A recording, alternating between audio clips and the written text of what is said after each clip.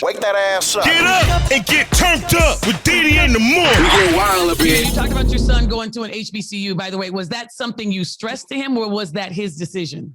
Nah, that was his decision. And I'm happy he made that decision because he turned down UCLA, USC, Vanderbilt.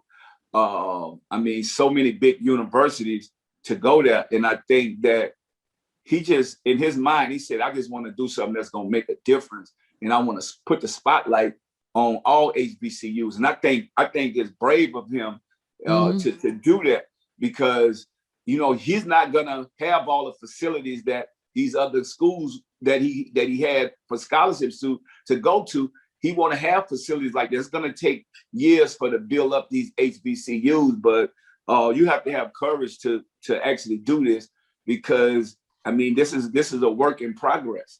But that says a lot about his foundation, though. Think about it. Yeah. Like for a young kid to make a decision like that, to take what would be deemed as the lesser for the greater good of others, right? Like that's a lot. That's his foundation. That's you. Yeah. That's parenting. That's your go ahead, Master P. Come on now. He ain't just an entrepreneur. This is daddy right here. Yeah.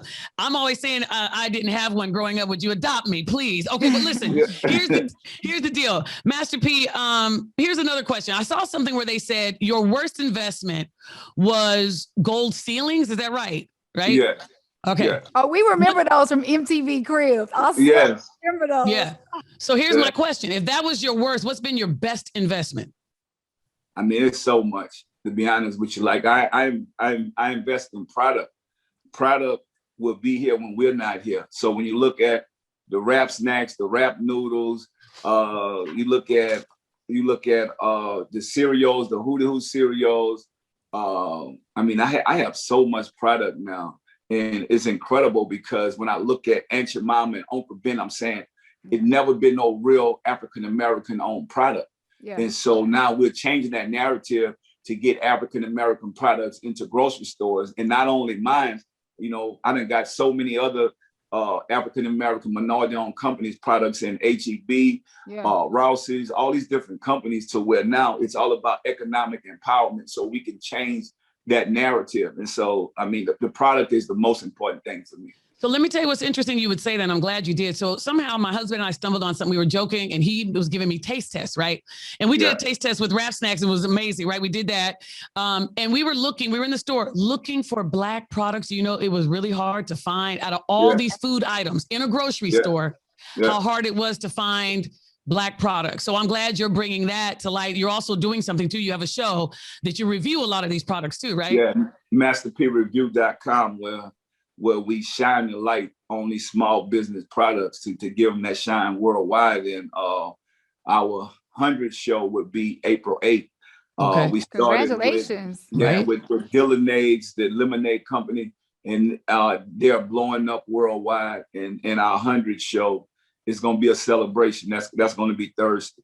And I see something else too, speaking of real quick, I saw something, Master P, that did you partner with a grocery store to bring a grocery store to certain neighborhoods? Is that true? Yeah, so I grew up in New Orleans, and so all of the poverty areas that the elderly are in, we're putting grocery stores into these elderly homes. So that is a blessing.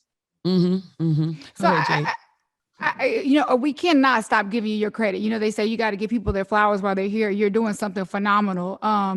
You're one of the people that we stop and watch your interviews all the time because we know we're always going to walk away with some game. You just mentioned the product outweighing talent any day. Yeah.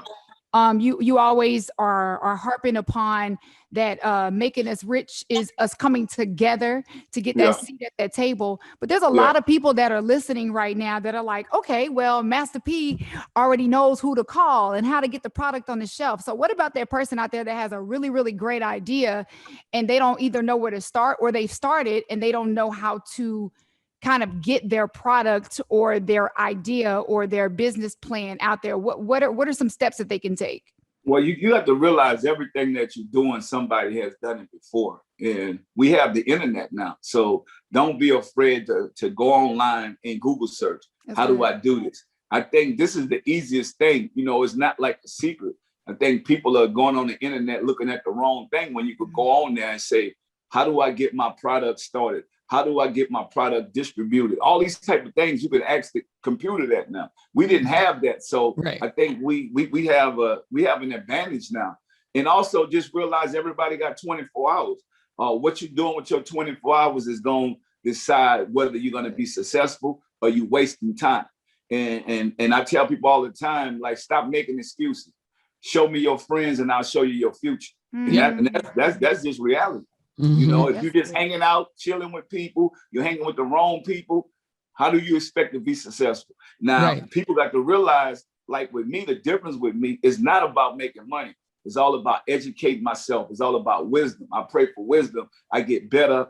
I invest my time into what I believe in, and I go hard every day. The same thing with my kids. People ask me, well, why are your kids so good in basketball? I showed them, I said, if you want to be great, you're going to have to make sacrifice. You're going to have to work extra hard because you're going to be under that microscope. And I think that's the difference. A lot of people say they want to be successful, but a lot of people make excuses. So somebody look at me knowing that I come from New Orleans, I come from the Calio projects. Go check all this. I ain't never had nothing, but I wanted something. And I never spoke negative on myself. I always spoke positive. Like, you know, I'm not poor. You know, my money is coming, is in the mill. I'm waiting on it. I'm not saying I live in a project. I'm always thinking, you know, I live in a mansion. And one day you will get there. You have those type of thoughts and you put the work in. Wake that ass up. Get up and get turned up with DeDe in the morning. We get wild a bit.